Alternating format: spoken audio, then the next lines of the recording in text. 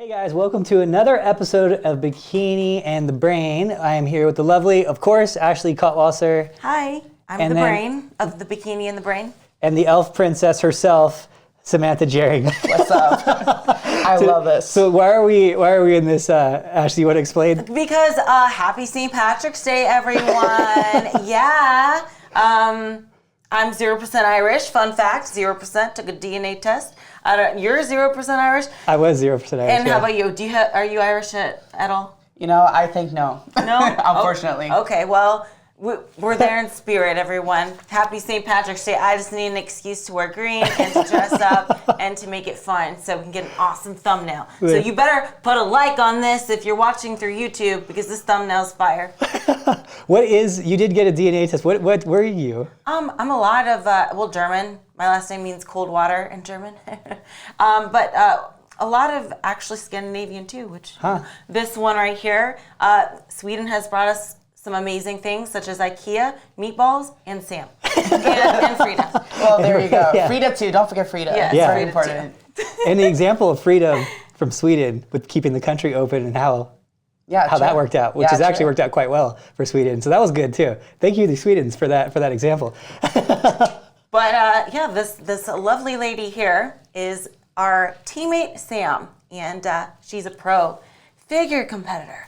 So why don't you give us a little background of who you are and how'd you get here? Wow, that's a big question. Who I am? Okay. Who are well, damn. Okay, so my name is Samantha Jerring. I am now 25 years old, just of last week. I have been competing ever since I was, when did I start? I was 18 when I did my first show, and I've been competing ever since. I started in bikini, transitioned into figure, and just turned pro and competed at my last Olympia last year. First Olympia last year. So that's Crazy yeah, it's been stuff. a pretty crazy journey. And this is one of those journeys. And we're going to talk today a lot about like figure and what it takes to get into figure from bikini and what it takes to be in bikini. But one of the stories I like to at least talk about real quick is that how the sport can change your life so dramatically and rapidly.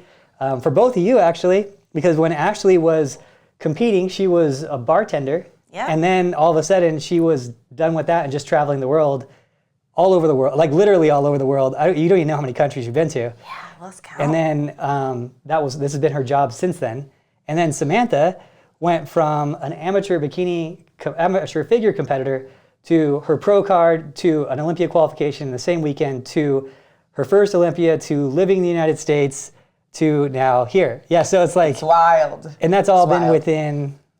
I mean, we're talking about 10 weeks, pretty much. Yeah. Yeah. It's crazy town. So it can change like that, and you can live your dream literally instantly, and which has been an awesome thing, that's why I love this sport so much. It's like, how did I get here, man? I'm sitting here in Las Vegas and never thought I was going to leave Ohio. How did I get here? What the heck? Oh, trust me, I've had plenty of those moments where I'm just like, where am I? What am I doing? And how did I get here? But it's been a crazy ride, that's for sure. It is. I like to show it just because, everyone will see Ashley. And when you reach the level of like where you're at, Ashley, people are like, oh, that's just so unattainable. Like, she was lucky and whatever. Like, that will never happen to me. And then I'm like, well, no, here's another one.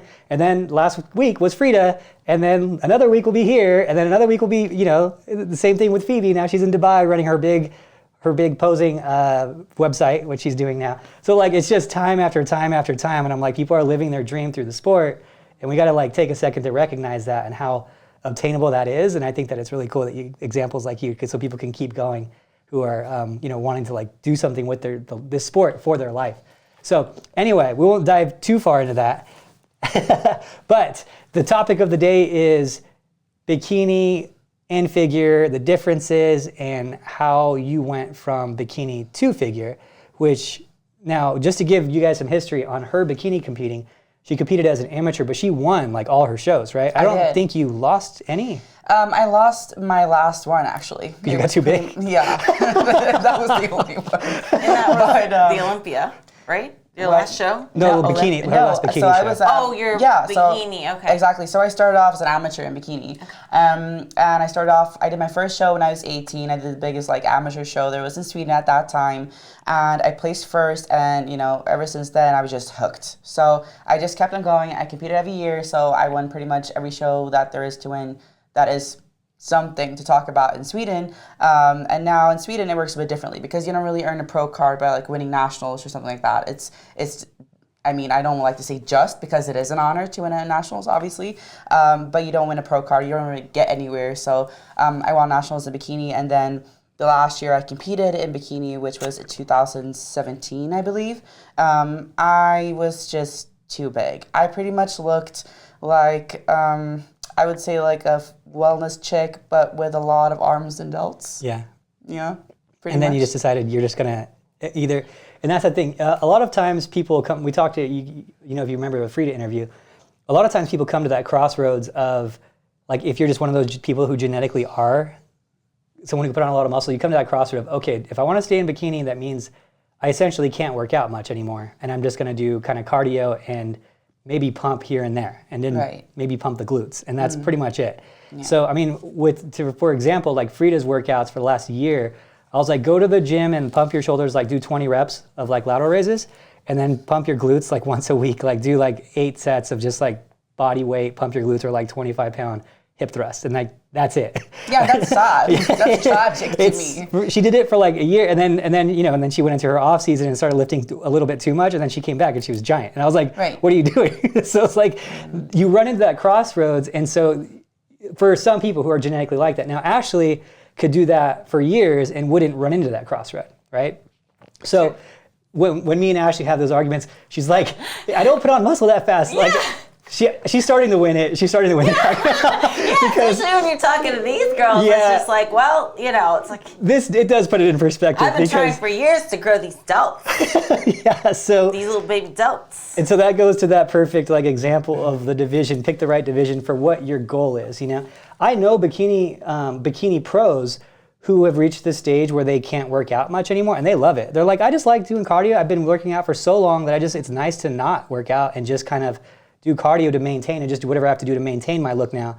And then like usually those ones at like 6 to 8 weeks out, they'll start like pumping a lot more, but that's about it. So is that the reason that you switched over, because it was like something you just liked working out a lot and you're like, I don't want to do less? Well, so to start off with, when I started training when I was about 17, I actually grew up and I was heavily overweight, and I was picked on for it a lot in school, and it really, damaged a lot of my self-confidence, and that's how I got into the gym, and that's how I started training. So I was training, and then when I got into it, I just really fell in love with the hardship of it, like how hard it was, how challenging it was, and I did things that I never thought I could do, and that's how it all started. I was just like pushing myself, and I grew as a person from it. So I was really never prepared to compromise my training and my love for training and, growing muscle to fit into any division, to be honest. I kind of just thought I would kind of rearrange whatever division I was intending to compete in, depending on how I looked from how I was training, rather than go the other way around, right? So that being said, I always just loved lifting hard, like going hard at it. And I remember probably like a year in, I was hitting like numbers that would have made me win like nationals in powerlifting at that time for my age in my country, in Sweden. So I was just naturally very strong from the get-go, and I put on a lot of muscle really quick. Yeah, which I mean, for me, I didn't expect to, because I grew up with my mom, and so she was, back in the day, she was a model in LA, so she was super, super like skinny, and I was just this like weird kid who was like super chubby, super like, broad shouldered, and I was just like feeling weird, right? Because I was the odd one out in the family. And, when I started training, I just felt like I found my purpose for it. And I really didn't fall in love with any specific division of, and so I fell in love with bodybuilding and the sport and what it did for me as a person. Yeah. And, how I grew from training, personally. So I found it to be very interesting. We had that conversation, I think, last week. You used to be the flyer in cheerleading, which means you were the a small one. I was. So the flyers are the ones they toss up in the air. They got to be super, super small. So at that point, how was your training like? And obviously, you probably weren't that muscular. No, I wasn't. You were very light. Yeah. And what was the difference between that kind of training and training for a show? Right. So I competed in cheerleading for a very, very long time when I was younger, and I started out as a flyer. And how I quit cheerleading was that I actually got dropped on my head a couple times. Dang. So yeah, it was bad. So that being said, I got a couple concussions and got scared from it because obviously like it can give you permanent brain damage and stuff. So I pretty much quit there, and then I really like chips, you know. Let's just be honest. So I had a lot of food, and I just got really chunky after that, and that's how I got bigger. But I remember the training when I was like in cheerleading, it was a lot different. I mean, we were doing cardio, and I remember even back then, like they would make me, even though I was a smaller girl, they always wanted me to be smaller. So they would like put weights on my ankles and make me run. And trust me, if anyone knows me, I am not a cardio person. I am not. These legs cannot run for anything. Like they are just big, and they were always just bigger, and they just wanted to get them down even back then. So I was doing a lot of cardio. I think I did cardio for like maybe between 1 and 2 hours a day. High intensity, just a lot, like long distance stuff, and it was just a lot of conditioning work. Yeah, and not much lifting. It seems to be common with people who naturally put on a lot of muscle that to keep them down, they're just doing a lot of cardio, Yeah. Like to keep that muscle at bay, Yeah. Which is, I mean, if you like doing cardio, it makes, that's, each his own, for that, so. I hated it, so that sucked. So, yeah, so what was the time where you decided, okay, I need to do figure? So basically 2017, I did my very last competition in Bikini, and I had won nationals just the year before. So I was like, I'm going to go in and I'm going to win this again. I'm going to do the 2-time champ, I was all in it. And I came there, and I just, looking at the stage pictures after, I was like, whoa, I was like triple the size of these chicks. Like, I don't know what happened. I went there and I placed, I think they placed me like 6th. And anyone who knows what it feels like, also you know this feeling, and it's and more than anyone that it's so hard, on you as a person when you've been a champ and then you come back and something happens and you don't win again. Like that hit me really hard, and I always wanted to be bigger when I, from the start when I started training. I never really went in to be a bikini competitor. I kind of just complied with what I thought my potential was at that point, because people kept telling me like, I had people in my ear all the time, and they would tell me like, you're going to be great in bikini, and and I had exes who would tell me stuff too. They would be like, whenever I would maybe like express my will to like that I really wanted to be bigger, they would tell me crazy stuff like, well, but you're never going to be better like an amateur bikini girl. Like you're never going to be like, you don't have the genetics for it. Like you're not that gifted. Like sit down. They would tell me that. So I believe that. So, when I placed 6th that nationals 2017, it really broke my heart. But after some weeks of feeling sorry for myself, I realized like I can't just sit here and not do anything about it. Like I love this sport. Yeah. And it saved my life in a way. So I just realized like I have to do something. So I was like, I checked into figure, and I was like, I think it's pretty cool. I can give it a swirl. So then I just started training even harder, because even though I have been training hard, I have been restricting myself a little bit as far as like upper body training goes, and still I was too big. Yeah. So I just started going even harder, and I grew even faster. Yeah. Yeah, and then I just switched, and my first show which was in the European division, this like elite, what is it called? IFBB elite division. And I tried my first qualifier for that pro card, and they told me I was too big for figure. Oh, wow. Yeah. And they placed me 6th again. So like I was like, no way, man. I was looking at these Olympia. I'm like, I'm doing something wrong here. Yeah. I was looking at these Olympia girls, and I was like, but I look like them. I don't understand why this division is telling me this, or like this federation is telling me this. Yeah. But I'm looking at the best of the world, like the best of the best. Yeah. Which is obviously like the Olympia girls, right? So I was like, man, I need to switch federations. So I did. So I switched to NPC, and I think 4 weeks later, I did my first pro qualifier in figure. And I actually won my class and came 2nd in the overall. I was so close to my pro card. Yeah, my first try in the NPC. Yeah.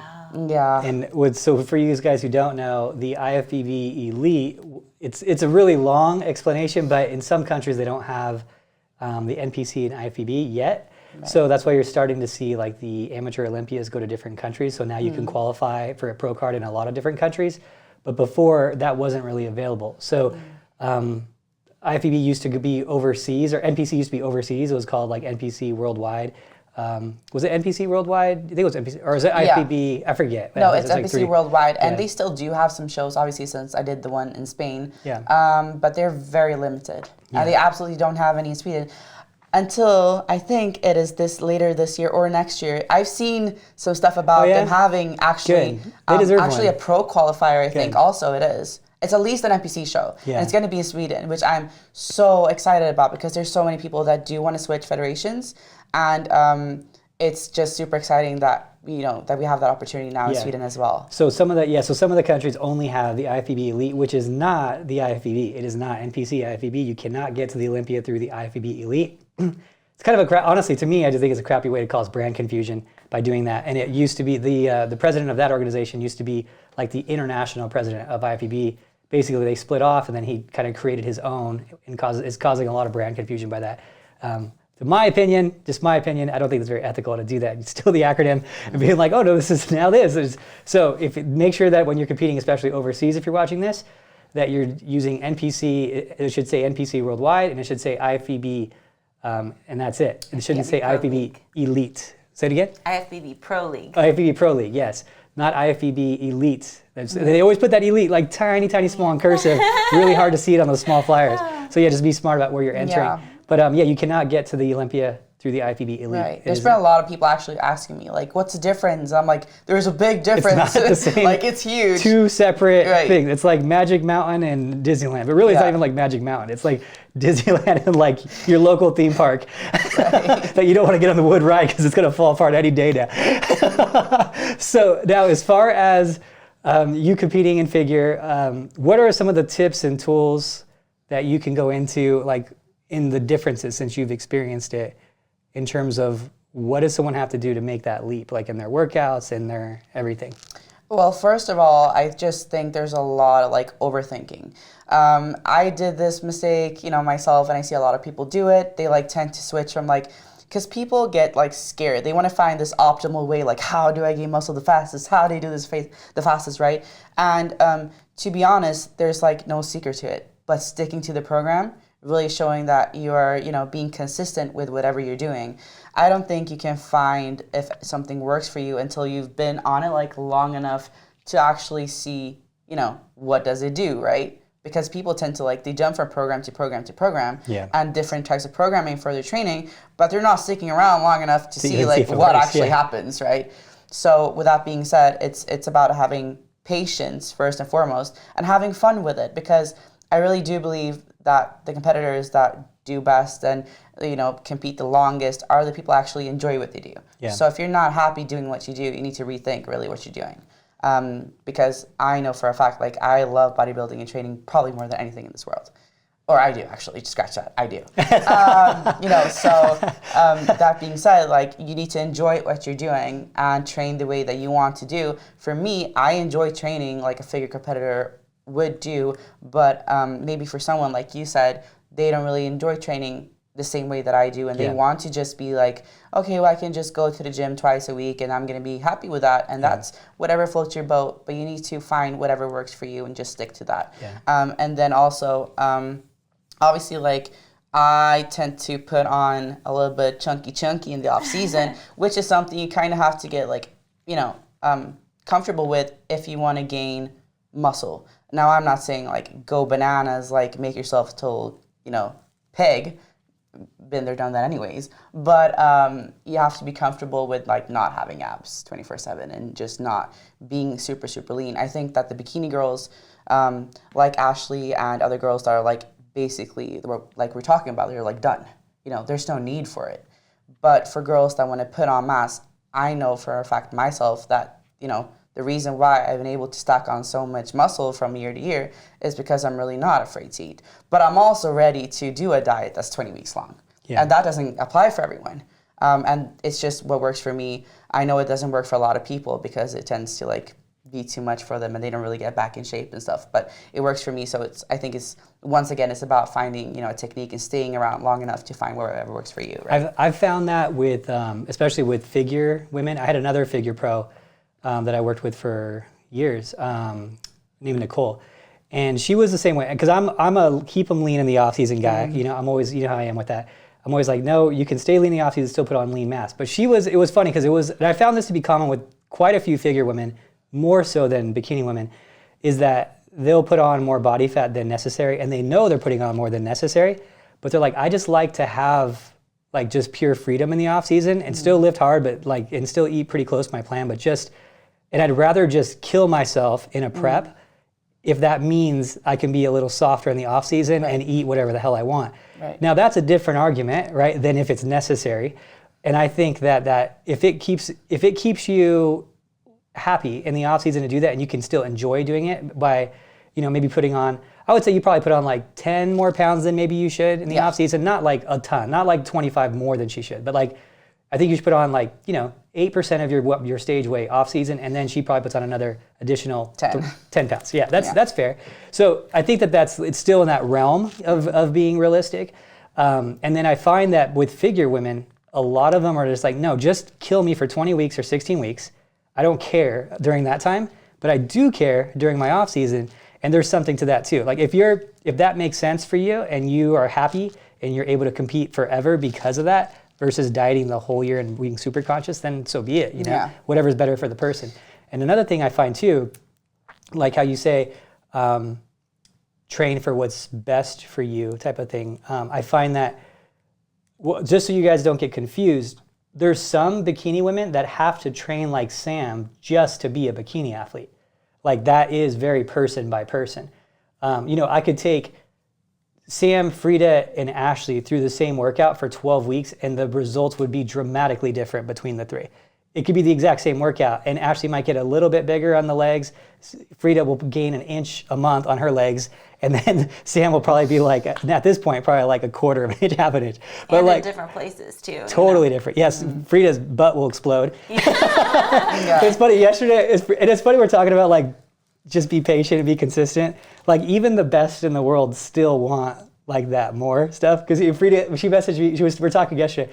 She's like, is there anything else I could be doing for my quads to get bigger? Like, I'm like, Frida, you put on 4 inches on your quads in 3 months. You can't. like there's a stop, right? Maybe there is, but you're probably maxing it up pretty cool. But it's so funny, like the people who are like excel, nothing's ever enough. You know what I mean? No. And I think that's cool. It's a good thing. It's good to hear that more so than like, I'd rather her tell me that than to say, oh, I think it's fine. It's good. You know what I mean? I'd rather her like want more.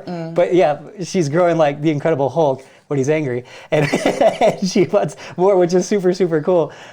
So now with you, when you were holding yourself back and then going to bikini, that's what I found, and that happened with Frida too, is that what happened was as soon as she started like going, okay, I'm going to commit to just going crazy, you just exploded with muscle. And because they've been reserved for so long.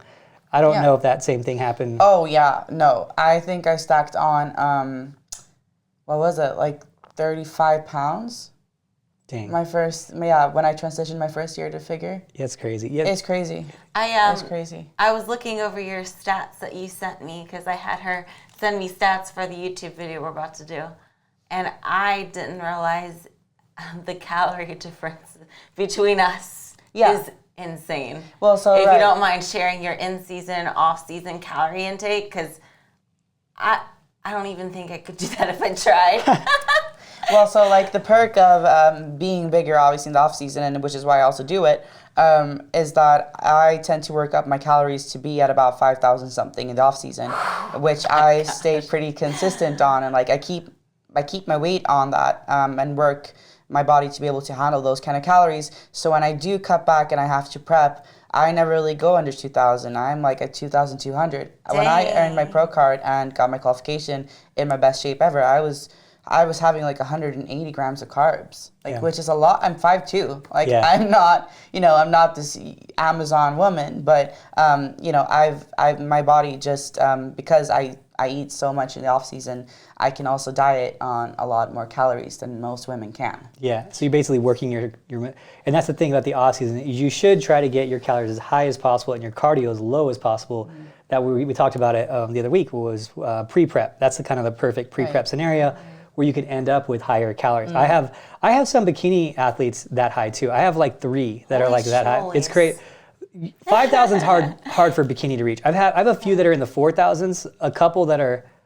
I have some small ones in the 4,000. I have this girl named Jacqueline who's she's like 125 pounds in the 4,000. She just climbed over. Louisa's 130 something pounds, 130 pounds, and she's in the 4,000s. But like 5,000s is like pretty rare. I don't think I have any bikini athletes at 5,000. Yeah. Dang, good thing you have like a food sponsor. Otherwise, your grocery bill. That's hard for even a guy to get in. I'm so sorry, long life. Yeah, oh, man. 1,000 calories a meal, them out, man. 5 meals. And you know what? For some of you, this would be a good tip for some of you who are having problems getting the calories in. I have another girl named Dina who I used to work with too, who did the same thing. She was probably my highest calorie 130 pounder. I think she actually did get close. She was like 4,800 calories, I want to say. So it's very person by person, but it's very uncommon in bikini for someone to be that high in calories, that's for sure. But littler people are less calories burned. But getting those calories in, a few tricks that I've learned from it with like athletes is putting it all in a shake. Don't get a weight gainer shake. It's dumb. Get oatmeal, get peanut butter, and then protein shakes, and then blend it, and it's really easy. And the other way was, I had one girl who just couldn't eat, and she was like, "It's just too much food. It's too much food. I hate it." And I was like, "All right."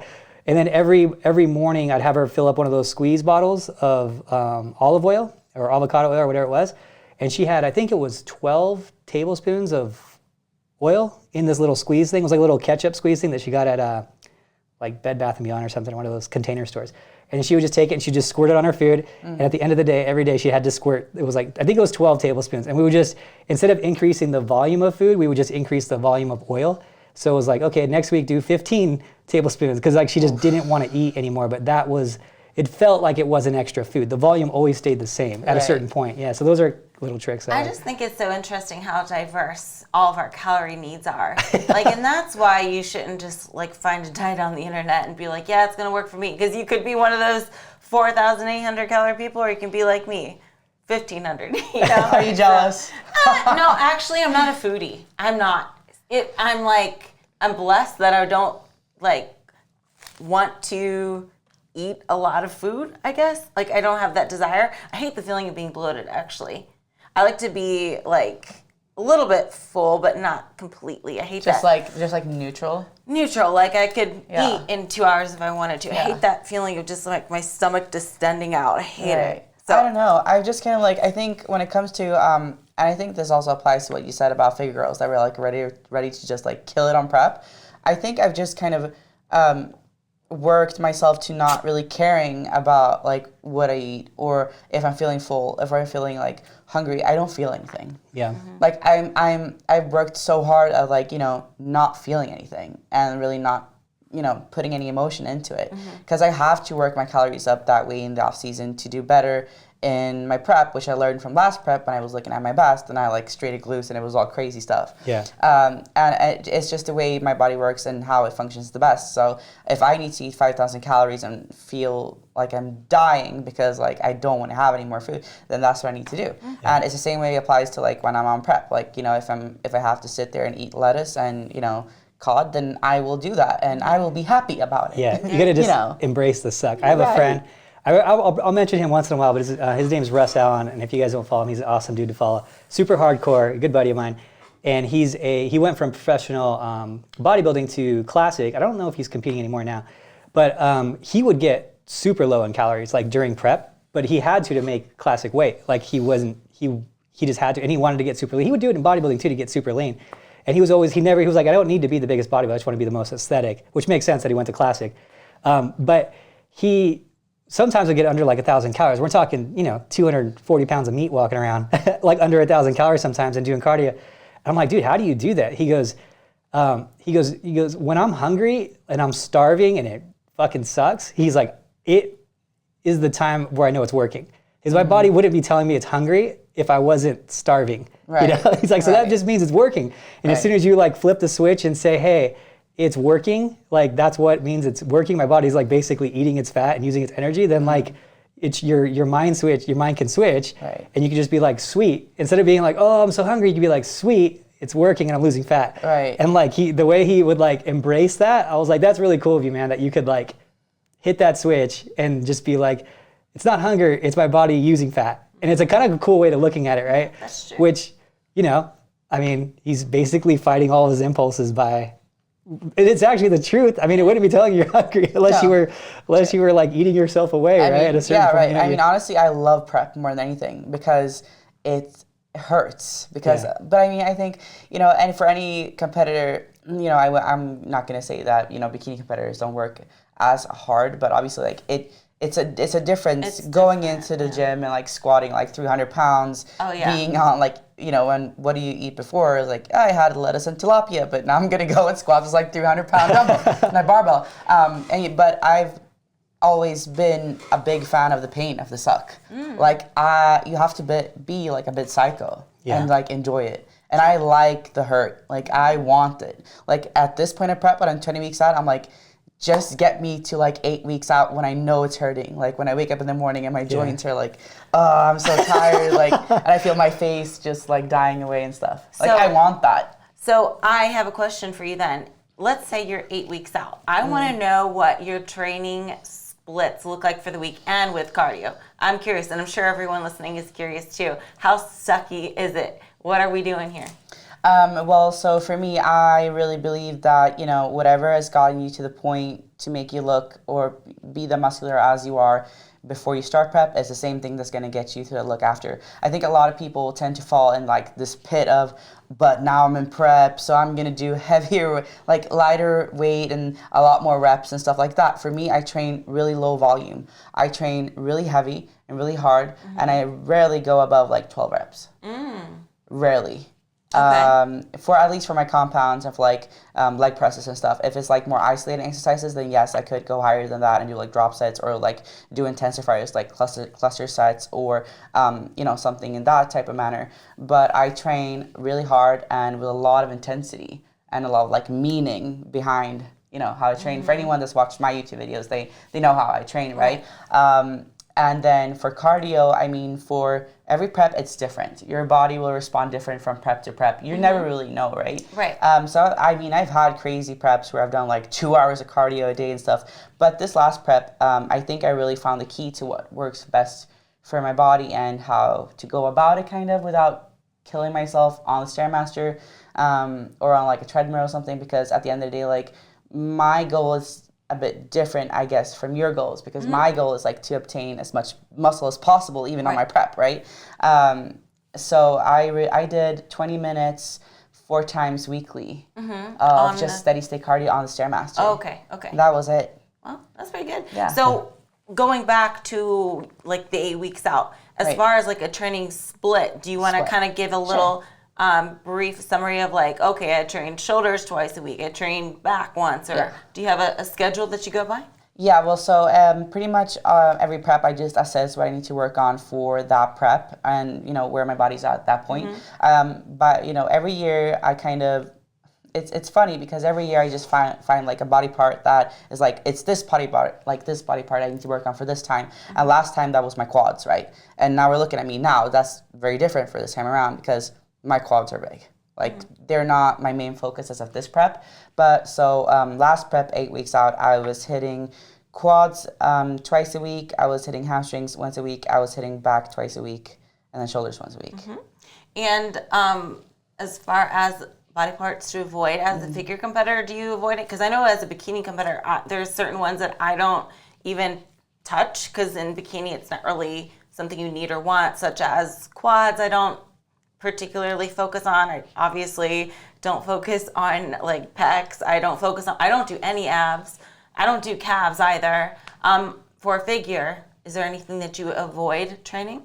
Right. Well, so because figure is like in the middle of bikini and women's physique, it's kind of like the sweet spot of really staying feminine while getting muscle as well. So it can be a bit tricky to go about it because we're still looking for that, like that X shape, that really tiny waist is still very important, just like in bikini, right? So for me, I definitely don't train abs either, but I think that depends on like genetics. For me, I have naturally a very ab section that is probably very dense, and I've seen that, you know, if I do train my abs, which I have before, it tends to get like very like big and blocky very fast.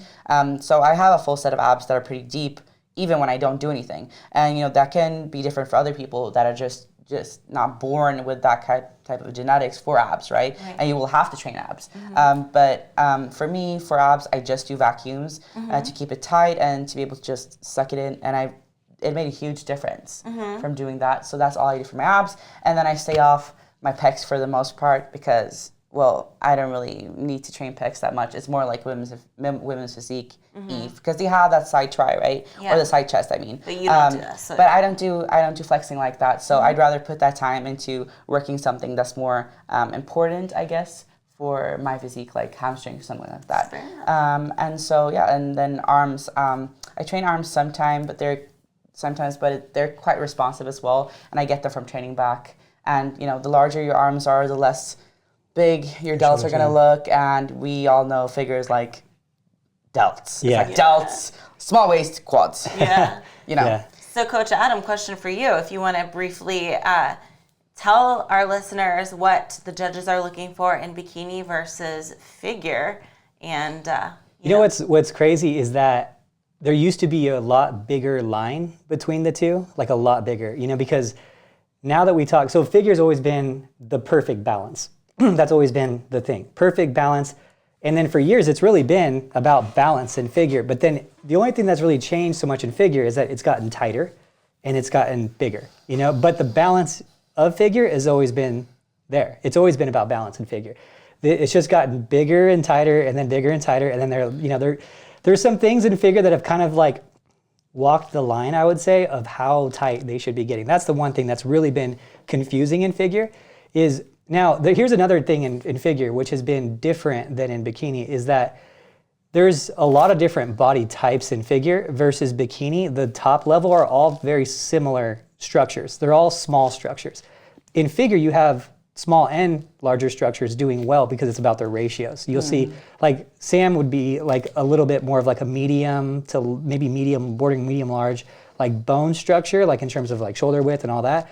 And you can have a small bone structure with a good amount of muscle and a good V-taper competing right next to her. And it doesn't, even though she's significantly bigger, it's about the ratios and the impact of her lat spread and waist to waist ratio.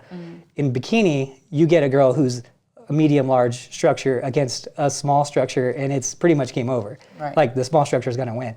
So ratios are everything, balance is everything in figure. The part where it's becoming difficult is there's a lot of size variation in figure. There's a really, really muscular girls. You're like, dang, is she woman's physique? And then she'll win. And you're like, oh, okay, I guess that's okay. And then also there's like in the guidelines, they'll ask for like no striations in the quads. It'll say it says beauty flow, striation, no striations in like the quads, that type of thing. But then all the girls that are winning have full on quad striations. I mean, some of them have cross striations. You know, it's like, so just so you guys know what cross striations. So a striation on the quad would be basically the up and down separation of the muscle, but cross striations or feathering would be the little detail that looks like a feather along the side of the muscle, the little like grooves in the muscle. It looks stripes. Yeah, it's crazy. And they're like, oh, you shouldn't have that, but then the girl wins. Yeah, and then like, you know, you're like, okay, if you shouldn't have that, why are they winning? So that's the hard part of figures. It's gotten really, really lean, really, really muscular. But there's a lot of room for the girl who wants to lift hard, even if you have a smaller structure. Bikini, you know, it used to be a lot more, okay, glutes and shoulders only, right? And it was like, and then the conditioning was kind of like in the middle. It could be really soft, it could be really hard. As long as the glutes were there, the balance wasn't as important. You still wanted to give off a look of everything was toned. But now it's like a mini figure thing now. Now it's like they want a little bit of V-taper before, you know, you weren't even working back a few years ago. They want a little bit of V-taper without you looking like you're spreading your lats. I think the beauty flow between the two, between figure and bikini are the same. You know, they still want that fitness model look. You know, they're not, it's not bodybuilding where the face doesn't matter. So the hair, the makeup, all that is just as important in figure as it is in bikini. And then when you look at the bikini athletes now, so balance is key. They actually want to see a little bit of V-taper, which wasn't there before, really didn't matter before.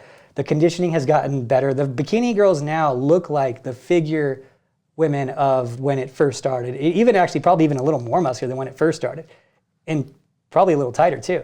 So everything's kind of evolved really far. So it's almost like, if you look at men's physique guys now, they're mini bodybuilders. That's all it is. They're like, some of them aren't even mini bodybuilders. Some are just straight up bodybuilders in board shorts and that are doing well. You know, these guys are crazy. And now you look at bikini and it's basically a mini bodybuilder, a figure, right? So a lot of things haven't changed besides the glutes being overdeveloped comparatively to a figure girl, because the figure women really have to work so much more of everything all the time that they don't have time to give glutes, 4 times, 3 times a week that. So there is a little bit of an imbalance there. That's the one area it'll be overdeveloped. The hamstrings might be overdeveloped versus the quads. And then of course, in both divisions, the shoulders are overdeveloped versus the arm. Right. So that's not really a variance there. So in figure though, I will say that one of the biggest differences is quads. Like in bikini, they really don't want you to have quads. They want you to have really small quads in comparison in bikini, but it is very wanted in figure though. Yeah. Yes. Squared off, we call it squared off quad. Yeah, so in bikini, that's would be a good thing to explain. Bikini, you want to really taper, like a tapered leg. We call it like an ice cream cone taper that comes down like that without any. If you look at the bottom of the quad, you're not going to have that squaring of the bottom where the muscle. Little overhang. Yeah, where the muscle just is there. You mean like that part, right? Yeah, so we're on Ashley, this will go in, right? And you're not going to have that little kind of bulge out where it squares at the bottom. And on figure, you want that quad developed nice all the way down where it's like a nice rectangle going all the way up type of thing. Yeah. So more blocky quads.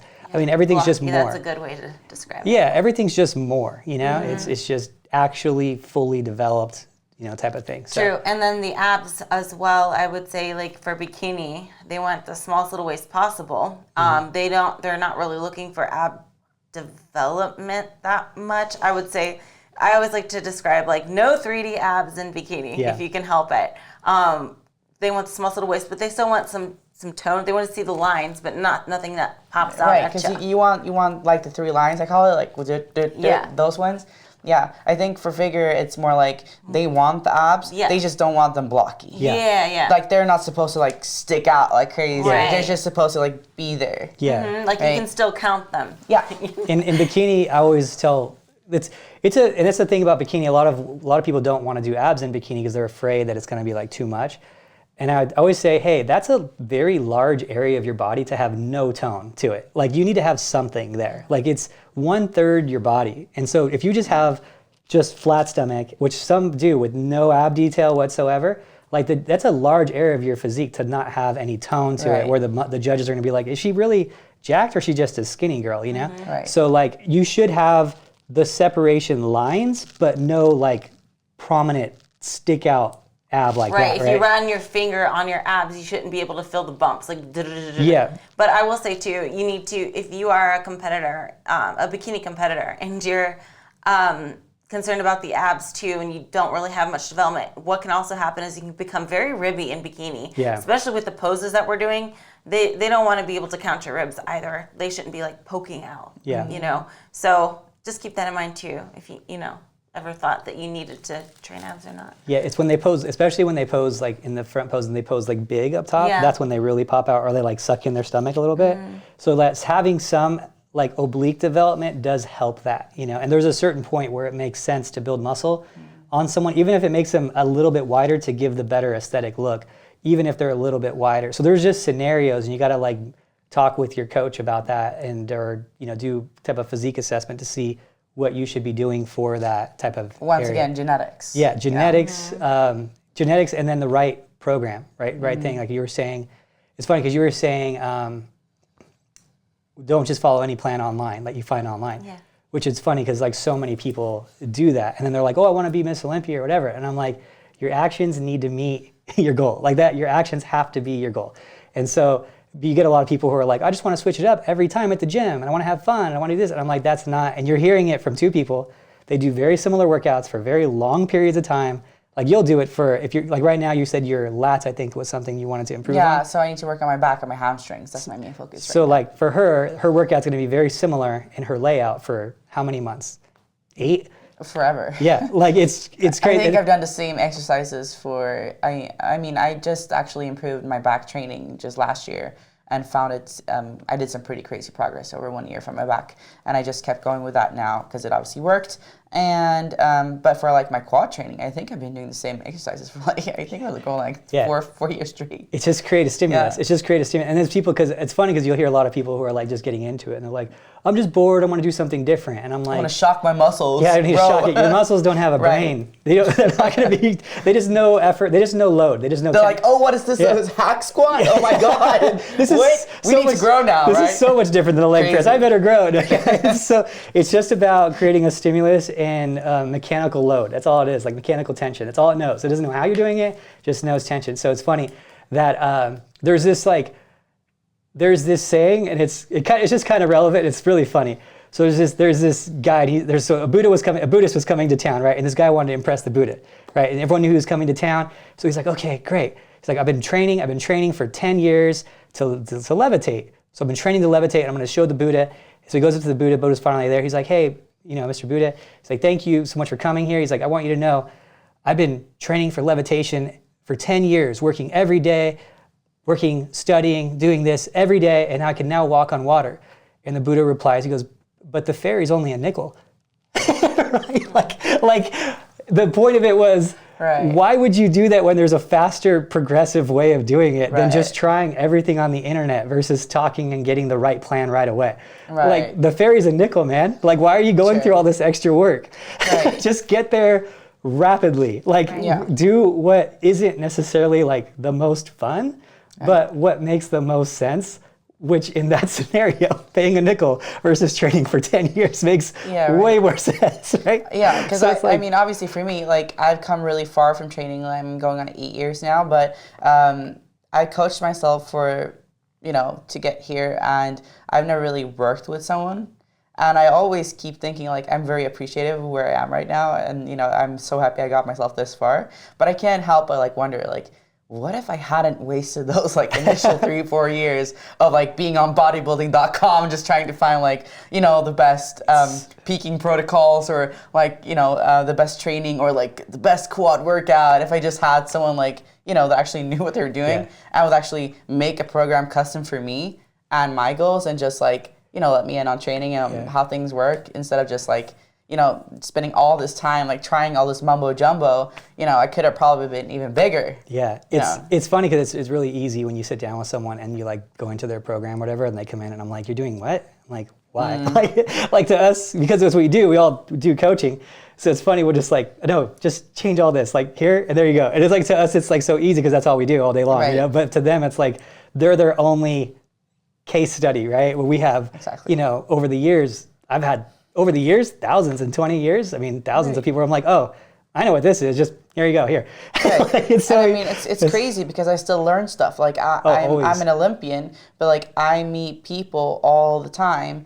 I'm not all the time, but sometimes, rare occasions. I meet people that are really knowledgeable and I talk to them about like, training because I think it's super interesting about, about learning more about like nutrition and everything, concerning training and prepping and stuff. And once in a while I hear something, I'm like, oh man, if I only knew this like a couple years ago or whatever. But it's really interesting that you never really stop learning. But I think if someone is just willing to really like, as you say, just pay that damn nickel, just go there straight away. You could do like a big jump start, from the beginning and just really go ahead of, your progression of what you would do if you wouldn't have been with someone, Who knows? Maybe someone would have looked at you a long time ago and been like, "You're for figure. What are you doing?" You know what I mean? Like, who knows? Who knows? Wasting your time. Right? So like, it's interesting. That's for sure. I never, as a coach, I don't think there's ever a time where you just like, when I was younger, which is funny because you're a lot more mature than when I was your age. Because when I was your age, I wouldn't listen to anyone. I was like, I know, I'm more studied than you. Like, I'm the science guy. Like, I get it. I know, and you're like research studies become like your Bible, right? And like anything that's outside of that is just blasphemous, right? Like you just can't get your head around it because it shouldn't work, right? But then as you go farther and farther and you get farther in your career, whatever, you would like meet these meatheads who are super successful and they're like beating you at shows with athletes. And like, wait a minute, but I know I'm smarter than this guy. Right. Doesn't matter. What matters is results. That's it. Nothing matters but results. And getting people championships as a coach, right? That's what your goal is, get a championship. So like, as I've gotten farther at that, I've learned, okay, you need to be more open to like the guys who used to call meatheads, because some of these guys have figured stuff out way before science will ever figure it out. And even in a way that maybe science will never figure out, because they can't get enough people together to do a study like that. So like, just be open to it. And then as soon as you can like cross that bridge and you can like, okay, I'm not just the science guy anymore. I'm willing to learn from everyone. Then your world just like opens up, and it's so cool, because then you don't get bored with it either. You're not just sitting there reading studies and like, okay, how can I apply this? You're like, hey, what did Phil Heath do that maybe didn't make that much sense on paper that got him a world championship, right? So, and that was funny, because when you were talking about doing low reps, he was one of those ones that would say that too. He's like, everyone always wants to go like high reps during prep. Like, why? Low reps has been working this whole time. Why am I gonna switch it up? He's like, why would I do that? It doesn't make any sense.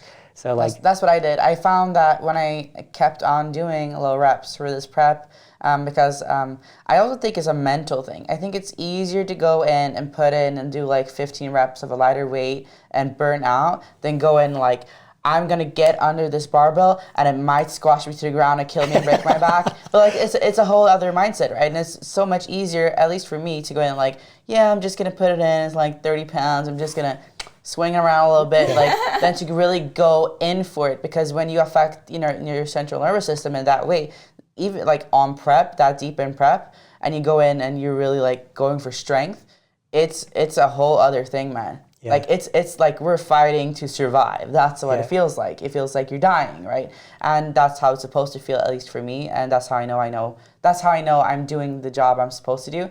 But I tend to when I do higher reps, and I don't really know how many people this applies to, but it does for me and it does for some of my clients as well. Their bodies just function the same way as mine. When we do higher reps, I tend to find that especially my legs get stringy.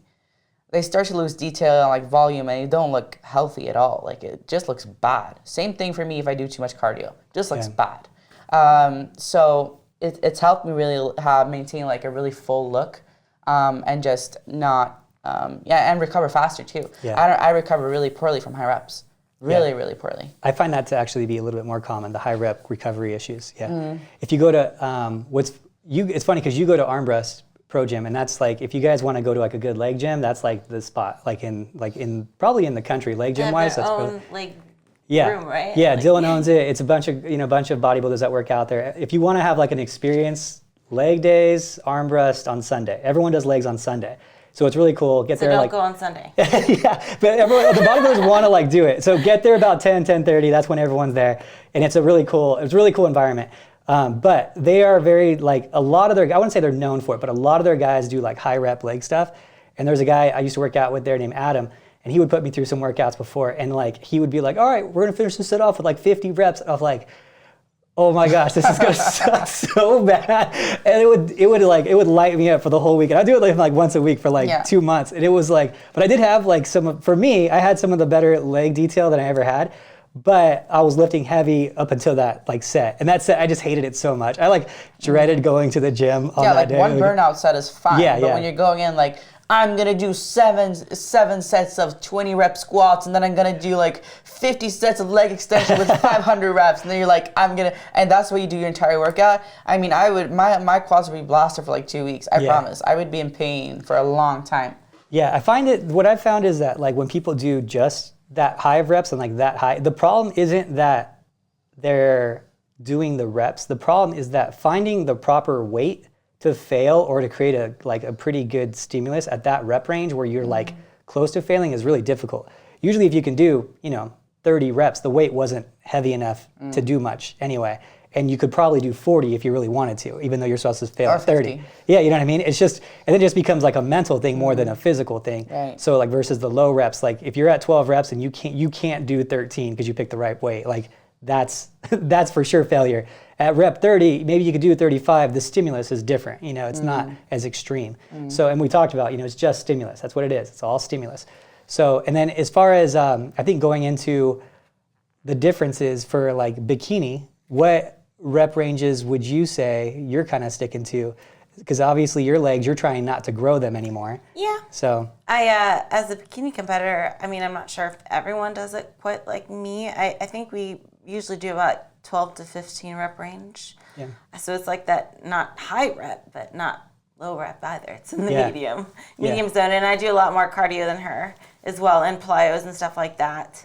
But you know, a lot of glutes, Yeah. a lot of glute work. Shoulders is, I guess, the two main body parts we always hit per week. We probably hit like shoulders 3 times a week, and then glutes twice. Legs kind of, you know, within those 2 glute sessions, one of them will be kind of more leg focused. The other one will be more isolated glute. And with Ashley, one of the things is keeping her legs small enough, so that's where cardio becomes a thing. The more cardio she does, the smaller the quads and the legs go, specifically from like the back pose in particular.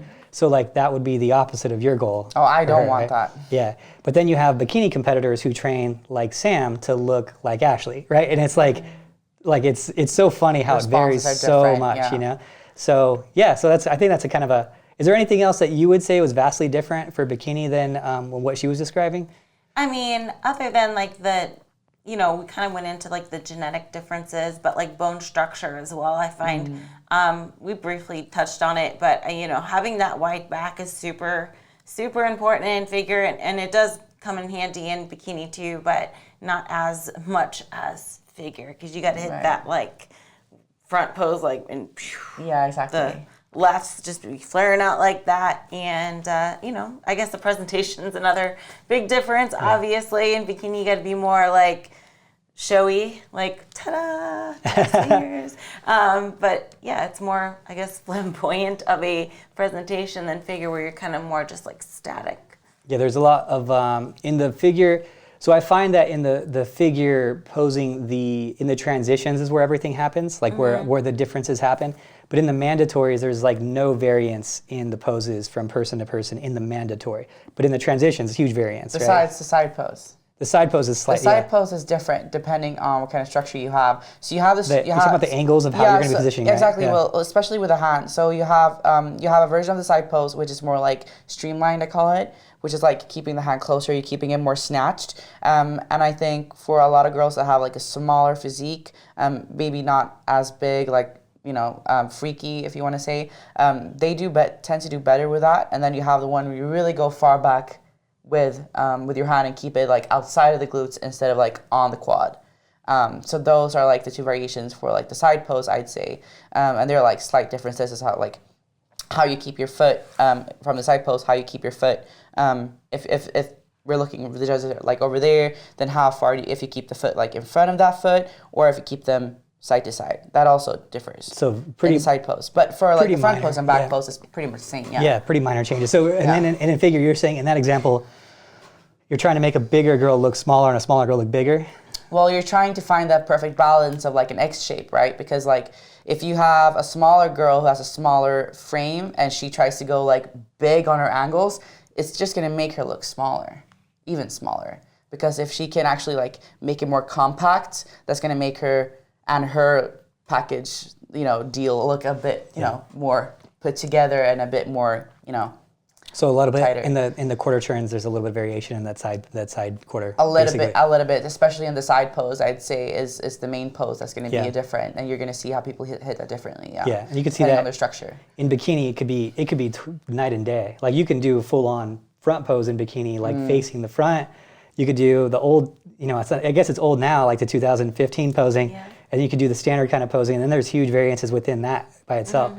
So the back pose, though, there's really not much variance in the bikini back pose either. We just want a big butt. So you know what's great? I want to see like as wellness gets more popular in the United States, I want to see how the variance starts transitioning in that, especially in that like facing front pose. I think that's where the biggest variance is going to be. Yeah, there's a lot of question marks on that. There is, right? Right. It's funny because I love when a new division comes out because it challenges you to rapidly learn this new division so much. And it's interesting because we've had wellness in Sweden and in Europe for quite some years, and we've just been waiting for it to come over here, and I've actually been a fan of the division for a very long time. I thought I was going to compete in it back in 2017. I was like, man, that's what I'm going to do. But then I looked at my upper body, I was like, man, I don't want to stop training my back, you know. So I just think, and back then, like there was this like set, you know, posing for the wellness division, and now when it's come over here finally to the NPC and the Pro League, we see like all these different variants of the front pose, but we don't really know like which one is the go. Which one is the go-to? Like which one is the one we're going to go for like in 2021. We want to know. Yeah. So I think we're just going to wait around for Olympia and just see who wins. That's and just basically copy it. it. Yeah, yeah, exactly. That's how it always goes, right? Right. If you look at like the first like women's physique overall winner in 2011, I think it was like NPC Junior Nationals or something. Her name was Lauren Lestat. She was my friend, and she's smaller than like an amateur and softer like than an amateur figure competitor like at like a natural show. Like it was like, it's to see her then, if you guys want to see something funny, and she's an incredible physique and she did what she had to do for the time. So it's not like talking smack in any ways. She won the overall. She did exactly what she needed to do. But look at the overall, look at Lauren Lestat winning the overall in women's physique, and you'd be like, dang, she's like softer and probably the same size, maybe smaller than some bikini girls now. It's crazy like what has transpired over the last decade, right? That was only 10 years ago. It's crazy. That was the first, I think she was the first women's physique overall winner at a national show, I'm pretty sure. Maybe like the second or third. So it's funny to see like how it just evolves so quickly, and we don't know. I've been doing wellness overseas. I haven't had a ton of them, but I've had, I want to say around like somewhere between 5 and 7. I've been somewhat successful at the amateur ranks of overseas for a few years. And then the first time I got, I was like, what are you doing? How do you pose? Okay. I was like, well, I can't be your posing coach. Like, let's figure this out. So what do I got to do? Okay, get your quads big and your butt big. Oh, that's okay. We just got to add quads to a normal thing. And you have to have a bigger structure. And then people started winning like championships and pro cards in the United States. There seems to be a lot of question on how big the quads are going to have to be. Because if you look at the Brazilians, they're huge. And if you look at the girls that are winning overalls here in the US, it's about, they're inches smaller. Like, inches, like substantial inches. Like I want to say like probably 5. It's crazy how much difference there is. So what are they going to really want? And when they merge the two, the US one versus I don't know. We'll see. I have a feeling it's going to be the Brazilians are going to set a standard, I feel like. But we'll see. We'll see what happens. It's going to take some time. It's just a new division and we have to set new standards for it. It's just the way things go about. So, it's a learning process, and it's going to be hard for the judges. I respect their work for what they do. It's going to be hard. Yeah. That's a hard one to like set a standard. Like, hey, this is the standard. I can't imagine like being in those shoes. Like, what are we going to pick? Like that meeting, right? What are we going to pick for the standard? They probably put up I wonder how they do that. Do you know how they do that? No? Like what they do, they put up a bunch of pictures of like different top girls, and I'm like, okay, this girl's too, this is what you need to be picking. Like, I wonder if that's how it goes. Man, I have no idea. I'm sure there's meetings. Yeah, there's definitely got to be meetings. Yeah, I wonder how it goes. That's funny. I remember when the rules were coming out for that, Sandy was telling me, remember she was telling both of us, like that they put the rules together, and like the first rules were like they want beauty flow and all this stuff, and then one of them was balance, and it was like, why is balance in here? Like this is not about balance. No. It was like, it's about upper body, lower body, totally different. It's funny. So there is a lot of, she told me that over a year ago. Maybe a year and a half ago when she was telling me about that. So they've been really studying it and getting it ready. So I'm excited to see that.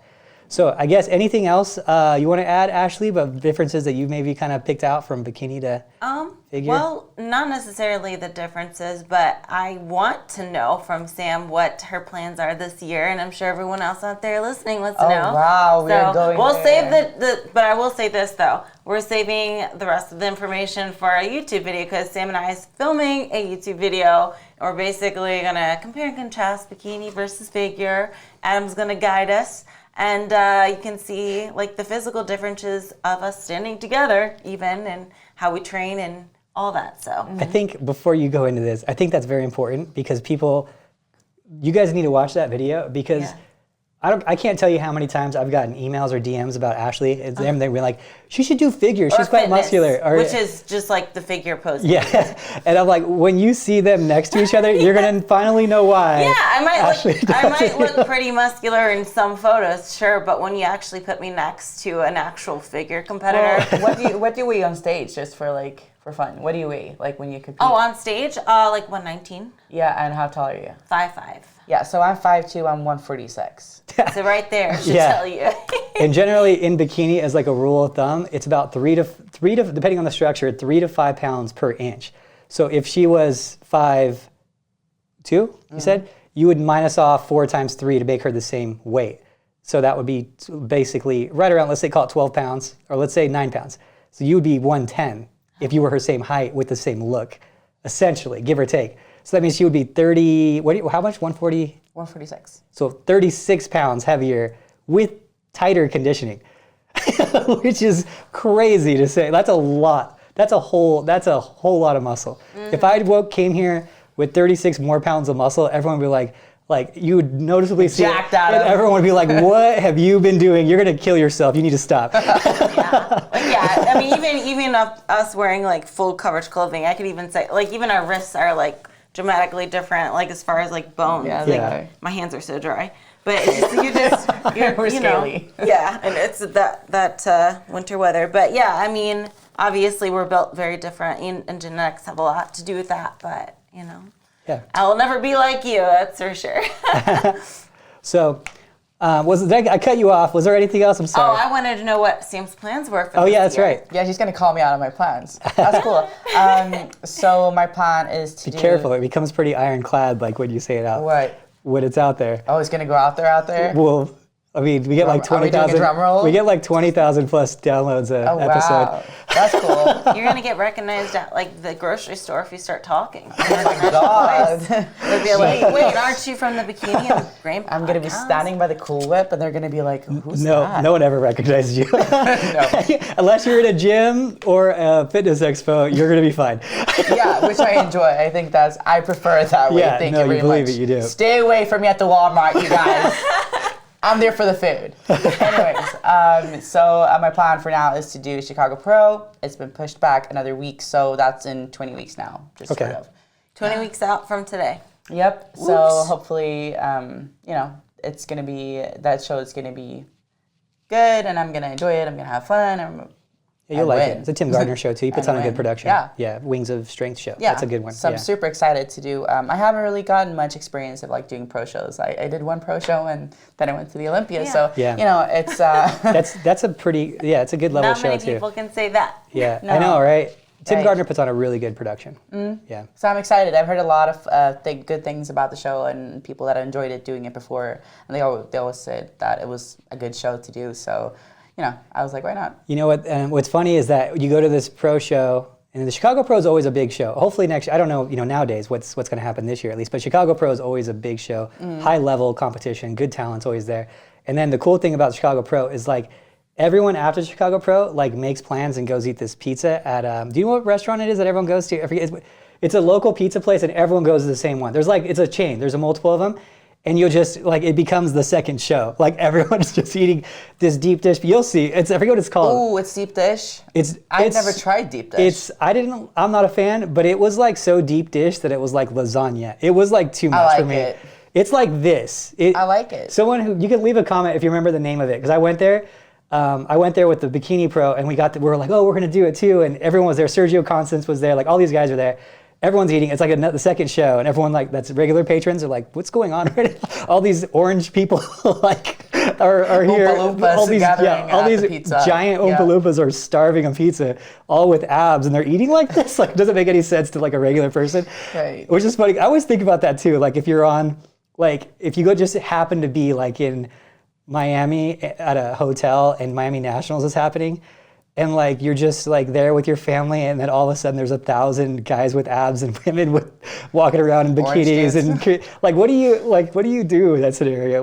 Remember that time we went? There was 1,000 bodybuilders everywhere we go, and it smelled like protein farts everywhere. And they're there for a wedding. Yeah. And it smelled like tilapia, protein farts, and tan for some reason. For a whole week we were there on our family vacation. That kind of reminds me of the first time I went to my show. And actually had my mom, and I'd never even been to a show at that point. And so I did my first show, and we were gonna do the spray tan, right? And we were walking, backstage during a spray tan. And nowadays it's a bit more, they have it a bit more under control. There's females there and there's males there. But back then, when I could be in Sweden, we were all over the place. People were walking naked. There was dudes here, girls there. Nobody cared. That was just how it was. I don't know how it was over here, but that's it's not like that. No, but that's just Sweden for you. We're crazy, right? And so my mom went in there and she had the shock of her life. There were all these orange dudes naked with socks on their stuff. So, she was like, "What is this?" That's pretty funny. Yeah, it is funny. Yeah, no, it's very separated now. Yeah. The guys still go with a lot of women tanners, but they have a sock. Yeah, they'll have a sock or whatever. Yeah, so I guess that's fine. But no, the girls are with the girls usually. It's very rare there's a male tanner No, I haven't experienced that in a lot of years. US. It's pretty crazy when I like think back of that because it was like that for a lot of years. We were like all just tanning and nobody really cared because we were all so dieted down. Everybody was like dying, right? So nobody really cared, but everyone was like just naked, walking around, spray tanning. It was like now you'll get like a guy that does like the touch up stuff, but not like the full tan. Like right before you get on stage, real quick spray and get your spots, get your water spots, whatever, like that type of thing. But not like it's pretty rare. So anyway, all right. So Chicago, and then is there anything else after that? Well, I went to Chicago, and then hopefully I win, and I get to do Olympia for that. Okay, so you're a one and done type of person. I always go for like if I have a plan B, then there's no plan B. So even if there's a plan A, and that's it. Okay, well that's good. I think that everyone should do it that way. Yeah. Like plan A. I think you should have a plan A, but I do like when people compete a lot. Yeah, well, so I guess exactly. But you should always have plan A, qualify. But then why not? I think I want to go the other way around because last Olympia, it was very hard for me to do that many weeks of prep and then go to Olympia, at the very end of it. Yeah. Like I'd rather go the other way around. I'd rather do one show, do Olympia, and then continue competing after Olympia to qualify early on for 2022. Okay. Like I want to go the other way around about it. And some people and that could be another difference too of bikini and figure. You have someone like Ashley who doesn't need to put on more muscle, who stays lean in the off season, who can snipe 4 shows, 5 shows before the Olympia and doesn't need to just like get shredded once, reach a peak, and then and then prepare again for the Olympia. It's much harder, I guess, walking around with like straighted glutes. Right. Yeah. No, it's more maintainable for us bikini athletes for sure. Yeah. Like I don't feel like crap or anything. No, exactly. Besides right now because she hasn't slept much. Yeah, I've been sleeping very well. She's not prepped out. She's a tired leprechaun today. She hasn't slept much. So. Okay, so with that, I guess that's it then, yeah? That's all we got. So follow Sam. She has a pretty cool YouTube channel. Do you have a specific link on your YouTube, or is it just look you up, Samantha Jerring? Specific link? I think just her name. Okay. Samantha Jerring should be fine. It should come up straight away. You could change your URL to /Samantha Jerring or something. Yeah, you can. We have mine is /Team. See, this is what yours I is need. Ashley K Fit too, right? It might be Ashley Kaltwasser. My YouTube channel is Ashley Kaltwasser. So. And so that, and then on Instagram at Samantha Jerring. She is also a coach here at the Prep Center, and she does one-on-one sessions here, figure posing online worldwide for any of you figure women, also bikini posing online. She was a bikini competitor.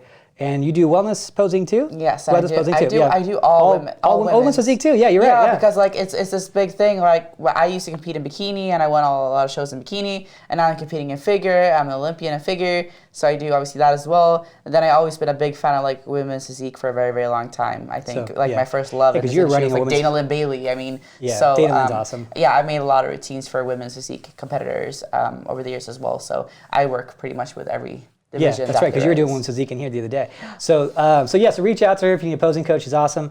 Coaching, obviously, through us, too, with Team Elite. And that's basically it. So thank you guys so much for watching. Talk to you later.